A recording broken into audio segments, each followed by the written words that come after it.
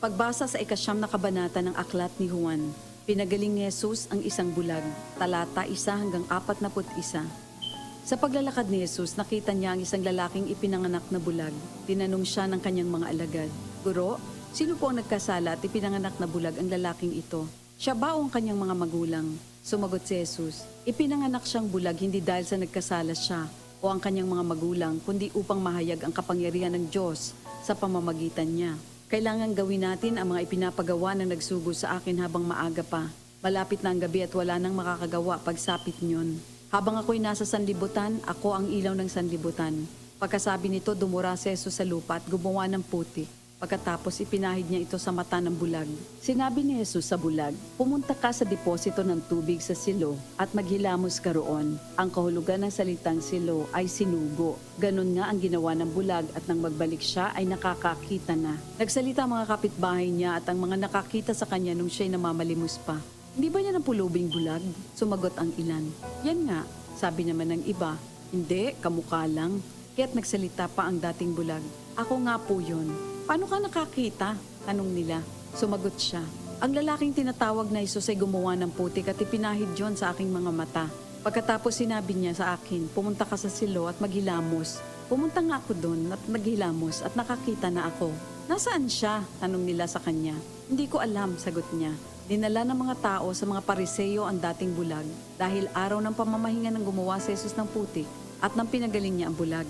Tinanong din siya ng mga Pariseo kung paano siya nakakita, kaya't sinabi niya sa kanila, "Pinahiran niya ako ng putik sa aking mga mata.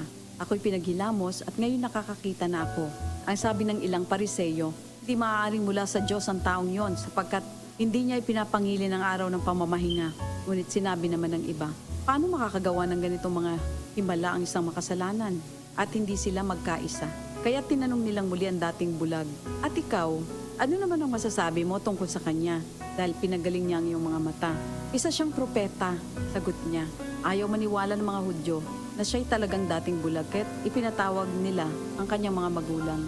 "Anak nga ba ninyo ito? Talaga bang siya ipinanganak na bulag? Bakit nakakakita na siya ngayon?" tanong nila.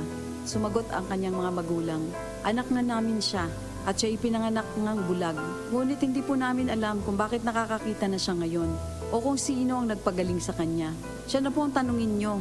May sapat na gulang siya at nakakapagsalita na para sa kanyang sarili." Ganon nga ang sinabi ng kanyang mga magulang dahil takot sila sa mga Hudyo.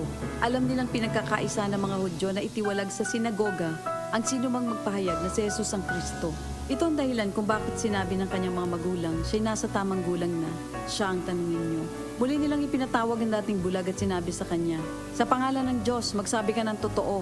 Alam namin ang taong yon ay makasalanan." Sumagot siya, "Hindi ko po alam kung siya'y masamang tao o hindi. Isang bagay po ang alam ko. Ako'y dating bulag, subalit ngayon ay nakakakita na." "Anong ginawa niya sa iyo? Paano niya pinagaling ang inyong mga mata?" tanong nila. Sumagot siya, "Sinabi ko na po sa inyo at ayaw naman ninyo akong paniwalaan. Bakit gusto ninyong marinig muli? Nais ba ninyong maging alagad din niya?" At siya kanilang minura. "Ikaw ay alagad niya, ngunit kami mga alagad ni Moises. Nalalaman naming nagsalita ang Diyos kay Moises, ngunit ang taong yon, hindi namin alam kung saan siya nanggaling." Sumagot ang lalaki, "Yan nga po ang nakakapagtaka. Hindi nyo alam kung saan siya nanggaling. Gayon pa man, pinagaling niya ang aking mga mata. Alam nating hindi pinapakinggan ng Diyos ang mga makasalanan, ngunit pinapakinggan niya ang mga tunay na sumasamba sa Kanya at sumusunod sa Kanyang kalooban. Noon pa man ay walang makapagpagaling ng mata ng taong ipinanganak na bulag. Wala pong magagawa ang taong yon kung siya hindi mula sa Diyos." Sumagot sila, "Ipinanganak ang makasalanan at ngayon nais mo pa kaming turuan?" At siya'y kanilang itiniwalag. Nabalitaan ni Jesus na ang lalaking pinagaling niya itiniwalag ng mga Pariseo. Kaya nang matagpuan niya ito, ay kanyang tinanong, "Sumasampalataya ka ba sa anak ng tao?" Sumagot ang lalaki, "Sino po ba siya, Ginoo? Sabihin niyo po sa akin upang ako'y manalig sa kanya." "Siya'y nakita mo na. Siya ang kausap mo ngayon," wika ni Jesus. "Sumasampalataya po ako, Panginoon," ang sabi ng lalaki. At sinamba niya si Jesus. Sinabi pa ni Jesus, "Naparito ako sa mundong ito upang humatol at nang sa gayoy makakita ang mga bulag at mabulag naman ang mga nakakakita." Narinig ito ng ilang Pariseyong naroon at sila'y kanilang tinanong, "Ibig mo bang sabihin mga bulag kami?" Sumagot si Jesus, "Kung kayo nga'y bulag, wala sana kayong kasalanan. Ngunit dahil sinasabi niyong nakakakita kayo, ang kasalanan ay nananatili sa inyo." Ito ang salita ng Diyos.